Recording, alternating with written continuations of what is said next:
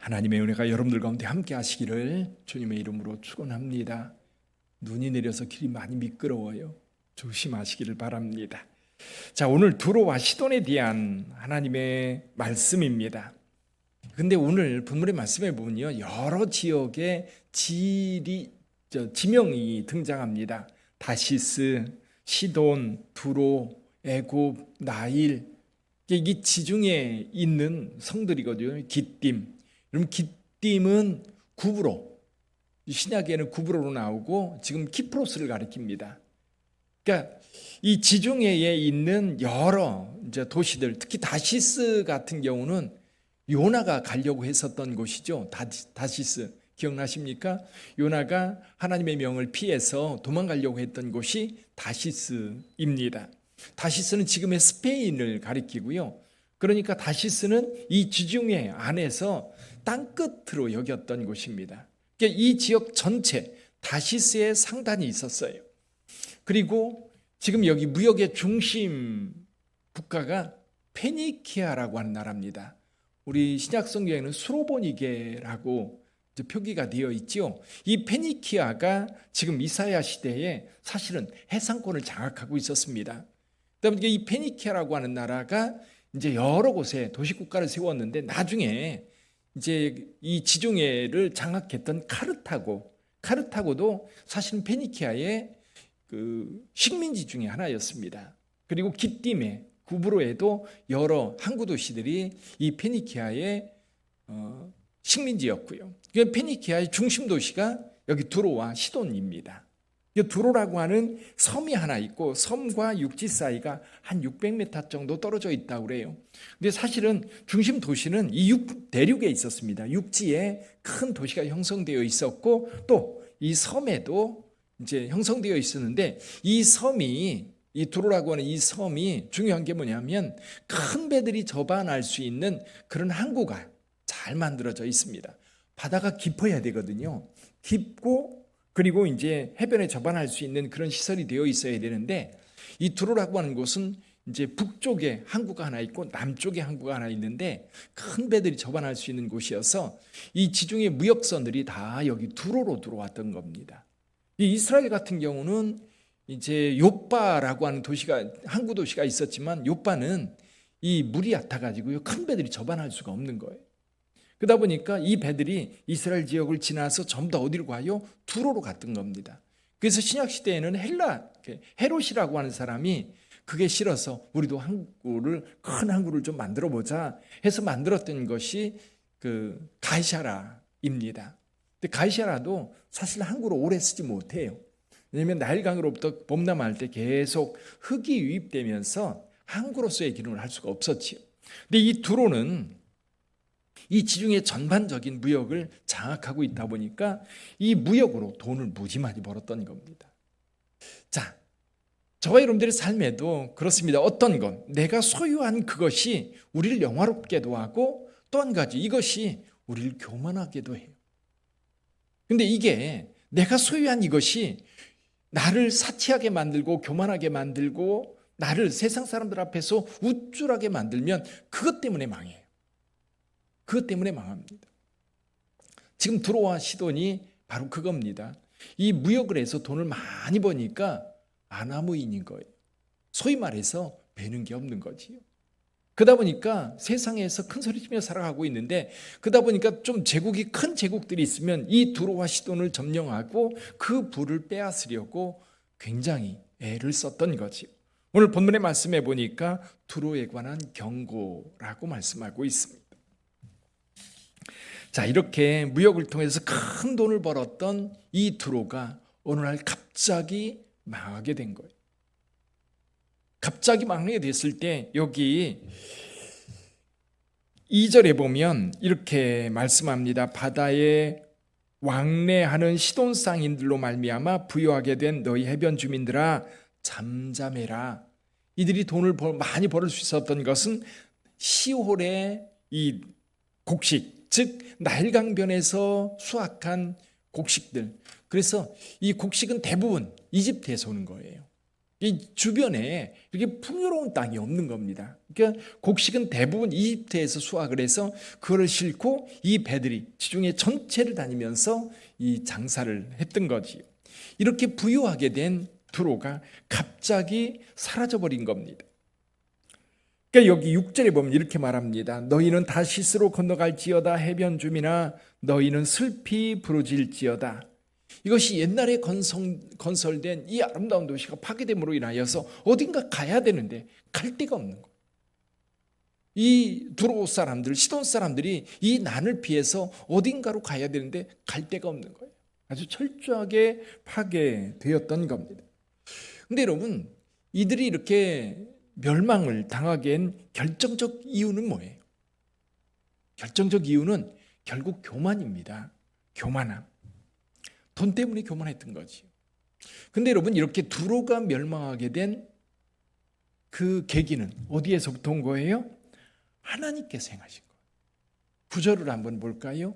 9절 같이 한번 읽어봅니다. 만군의 여호와께서 그것을 정하신 것이라 모든 누리던 영화를 욕되게 하시며 세상의 모든 교만하던 자가 멸시를 받게 하려 하심이라. 8절에서 이렇게 말해요. 멸관을 씌우던 자요 그 상인들은 고관들이요 그 무역상들은 세상의 존귀한 자들이었던 두로에 대하여 누가 이 일을 정하였느냐? 누가 이 일을 정하였느냐? 선지자는 분명히 말합니다. 두로의 멸망 하나님이 하신 일이라는 거. 하나님이 하신 일이라는 거. 그 이유가 뭐예요? 그들의 교만을 꺾으시고자 하는 하나님의 뜻. 그것이 두로를 완전히 멸망으로 이끌었던 겁니다. 원인은 뭐예요? 돈입니다. 돈. 두로가 망하게 되었던 것은 결론은 돈이에요. 그들이 풍부하게 모았던 이 돈들이 그들을 자만하게 했고 그들을 결국 멸망의 길로 안내했던 거죠. 이 돈을 사랑함이 패망의 선봉이었던 거예요. 왜냐하면 이거잖아요. 돈은 객관적인 거예요. 사실은 그게 악도 아니고 잘못도 아니에요. 근데 이것을 바라보는 사람들의 마음이 다른 거지요. 이것이 부유해지니까 이것이 사람으로 하여금 교만하게 만들고 이 교만이 결국 패망으로 이끄는 거지. 근데 돈만이 아닙니다. 돈만이 아니라요. 지식도 그렇고요. 사회적 지위도 그렇고요. 그리고 자기가 막 가지고 있는 건강도 그래요. 건강도 과신하면 그것 때문에 힘들어합니다. 그래서 세상에서 이렇게 보면 예를 들면 이제 자기가 좋아하는 것 그리고 자기가 그걸 가지고 자랑 삼는 것 그것이 자기를 망하게 하는 경우가 참 많더라. 오늘 그 얘기를 하는 겁니다. 자, 이렇게 망하게 되었던 근본적인 원인은 교만이지만 이 하나님 섭리를 이끌어가는 분은 결국 하나님이시다. 그러니까 하나님의 섭리를 깨닫고 그 섭리 안에 무릎 꿇으면 돼요. 그런데 하나님이 없어요. 이런 사람, 교만한 사람들을 치고 하나님이 없어요. 하나님이 없다 보니까 자기만이 세상의 최고인 줄 압니다. 자기밖에 없고 그러다 보니까 결국 교만해서 그것 때문에 망하는 거죠. 자, 그런데 여기 15절에 보면 이런 얘기가 나와요. 그날부터 두로가 한 왕의 연한같이 70년 동안 잃어버린 바 되었다가 70년이 찬 후에 두로는 기생의 노래같이 될 것이다. 16절에 보면 잃어버린 바 되었던 그 너 음녀여. 무슨 얘기냐면 창녀가 있는데 창녀가 나이가 많으면 어떻게 돼요? 사람들로부터 잊어버려진다는 거예요. 젊었을 때는 여기저기 사람들이 찾는데 나이가 들면 이제 까맣게 잃어버리는 거예요. 그러다 보니까 잊어버려진 이 창녀가 어떻게든지 사람들의 관심을 끌려고 무던히 애쓰는 것처럼 망했던 두로가 다시 한번 이 무역을 통해서 좀 다시 일어나고 싶어서 온갖 수고를 다하는 모습입니다. 그러다 그렇게 수고하는 모습에 하나님께서 이 두로가 다시 무역할 수 있도록 길을 열어줘요. 여기 17절에 보면 열방과 음란을 행할 것이며 라고 되어 있는데 이걸 뭘 얘기하느냐면 무역을 얘기합니다. 여러 열방 나라와 이제 무역을 하면서 그렇죠. 처음에 이제 무역하는 사람들, 특히 장사하는 사람들을 보면 처음에 물건이 만들어졌어요. 이걸 사람들한테 알리려면 찾아다녀야 돼요. 그리고 소개해야 돼요. 그리고 써보라고 이야기해야 돼요. 예전에 그 다단계 회사에서 물건 사람들한테 나눠주면서 이거 한번 써봐. 써봐서 좋으면 또 주문한다는 거지요. 이게 지금 무역을 행하는 여기 두로가 여러 지역, 옛날을 생각하면서 옛날의 영화로울 때를 생각하면서 사람들한테 계속 이제 다시 무역하자고 계속 이제 접촉을 하는 겁니다. 그러다 보니까 하나님께서 무역할 수 있는 길을 열어 주셨어요. 근데 여러분, 예전하고 다른 게 한 가지가 있어요. 예전에는 무역을 해서 돈을 벌면 다 자기를 위해서 저축했고 자기를 위해서 썼어요. 그러다 보니까 이것이 그들을 교만하게 만들었던 겁니다. 근데 이제는 두로가 무역해서 번 돈이 어디로 가요? 그들의 저장고로 가는 게 아니라 하나님께로 간다는 거예요. 우리 18절을 같이 한번 읽어보지요. 그 무역한 것과 이익을 거룩히 여호와께 돌리고 간직하거나 쌓아두지 아니하리니 그 무역한 것이 여호와 앞에 사는 자가 배불리 먹을 양식 잘 입을 옷감이 되리라. 아멘. 이 두로가 이제 무역을 해서 번 돈을 하나님 앞에 올려드려요. 그러면 여러분, 이 물질이 더 이상 두로를 교만하게 하지 않을 겁니다. 여러분, 이 두로에 대한 이 말씀, 결국 이스라엘 민족을 향해서 하시는 말씀이에요. 이스라엘 백성들, 이 돈이 오히려 두로를 망하게 했고, 그리고 나중에 다시 그들이 무역을 해서 그 돈으로 하나님께 영광 돌린다면 이제 두로는 견고하게 서게 될 거예요.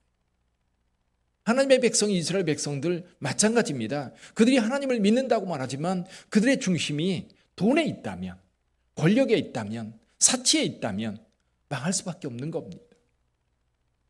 오늘 저와 여러분들에게도 하는 말씀이 그거예요. 저와 여러분들에게 달란트가 있어요. 여러분들이 다른 사람들보다 더 많이 가지고 있는 게 있어요.